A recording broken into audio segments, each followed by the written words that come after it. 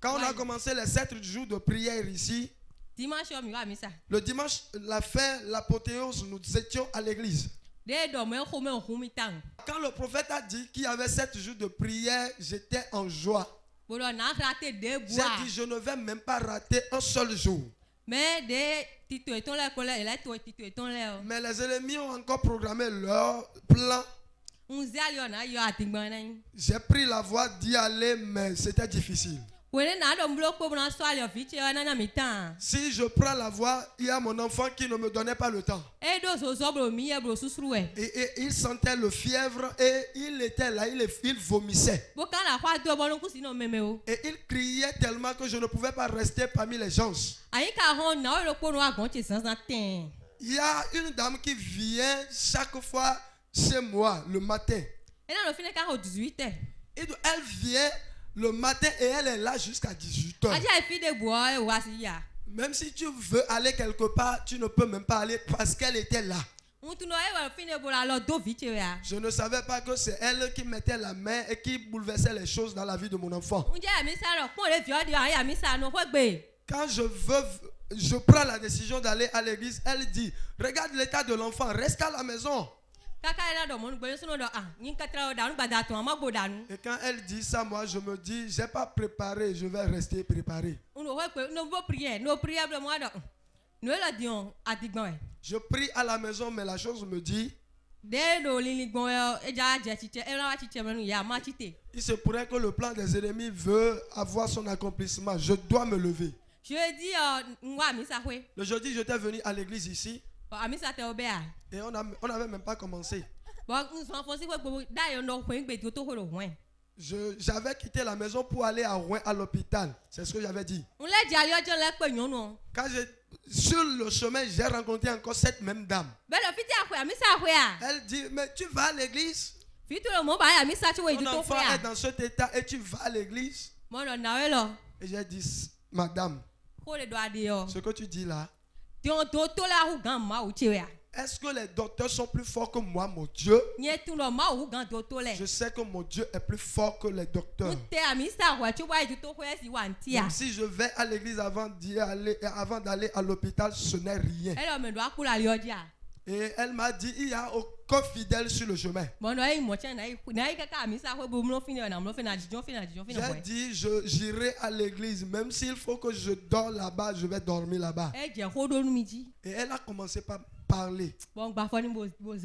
Et je l'ai dépassé. Je suis venu ici, le culte n'avait pas de mari.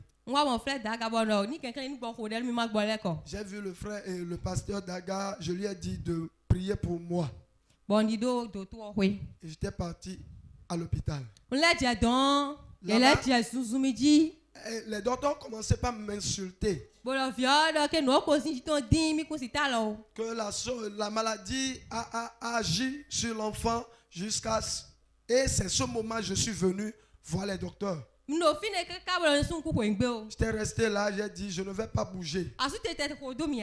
Mon mari ne m'a même pas suivi. J'ai même nettoyé leur chambre. J'ai dit, si vous ne touchez pas mon enfant, je ne vais pas bouger. Et ça sonnait 23h jusqu'à 0h comme ça. Et la sage-femme me dit, comme tu as travaillé pour moi, je vais voir ton enfant, l'état de ton enfant.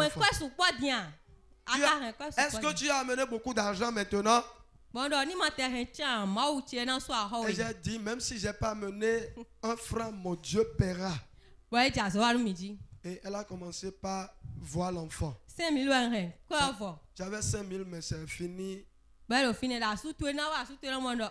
Et elle dit, ton mari viendra et il va continuer le reste. Je lui ai dit, si tu attends mon mari, tu ne vas même rien faire.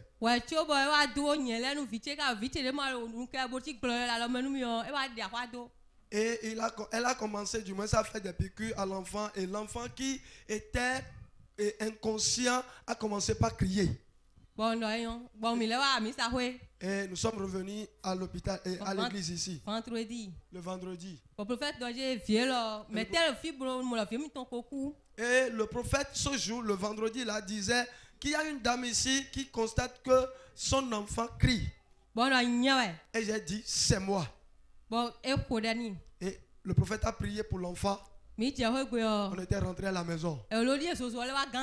C'est maintenant que le fièvre est venu. La fièvre est venue. Et son père a dit, qu'est-ce que tu lui as encore donné? J'ai dit, il est en train de recevoir sa guérison. Là où il était parti, il est en train de revenir. Et aujourd'hui, j'ai vu mon enfant en bon état et je suis heureuse. Ça fait deuxième. Tu peux acclamer le Seigneur pour sa vie. Le troisième miracle que Dieu a fait pour moi.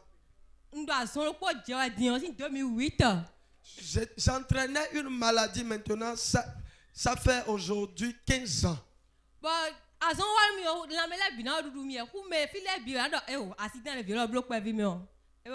Quand la saison vient, je sens des malaises un peu partout et je me dis c'est peut-être l'accident que j'avais fait depuis mon enfance, c'est cela qui agissait sur moi.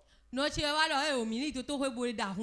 maman m'a dit allons examiner son sang à l'hôpital. On était parti là-bas, ils ont dit que c'est la drépanocytose. Ils ont tout fait mais en vain. Et j'ai dit au docteur, même si vous me remettez les comprimés aujourd'hui, moi je ne vais plus prendre.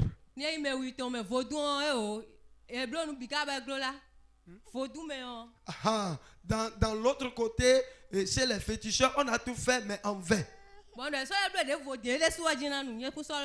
Et j'ai dit, même si tu amènes les tisanes, je disais ça à ma maman, même si tu amenais les tisanes encore, c'est toi-même qui vas les prendre.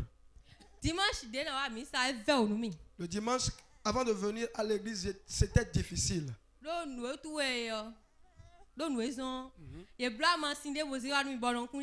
Parce qu'ils m'ont amené une tisane que j'ai dit que je ne vais pas prendre.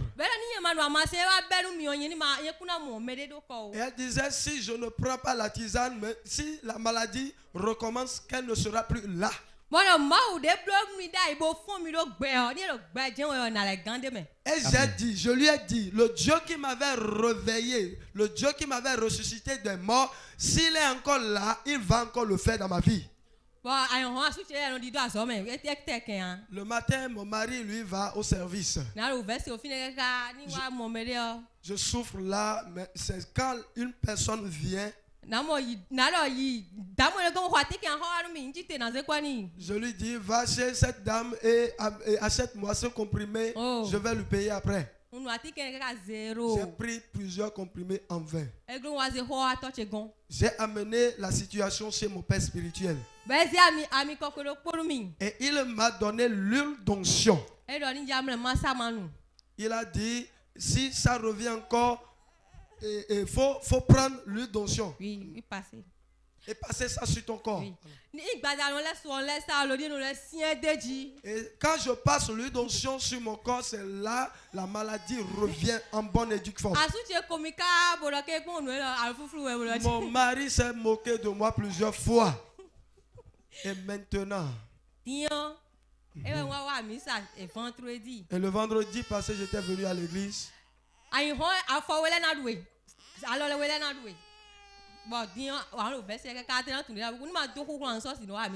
Je souffre tellement que si je ne me force pas, je ne peux pas venir à l'église. Et ce jour-là, le prophète travaillait sur les eaux. Et j'ai payé l'eau.